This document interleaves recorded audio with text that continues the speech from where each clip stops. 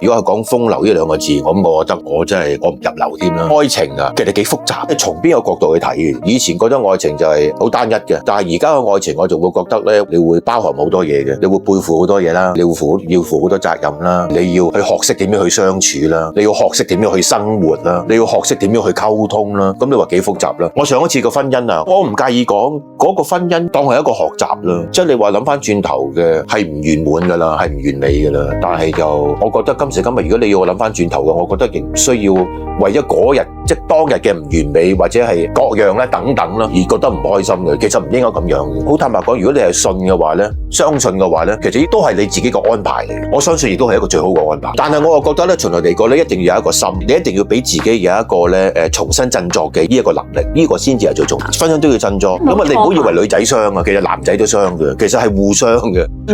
嗰個互相唔係嗰個互相嘅，係受傷嗰個傷。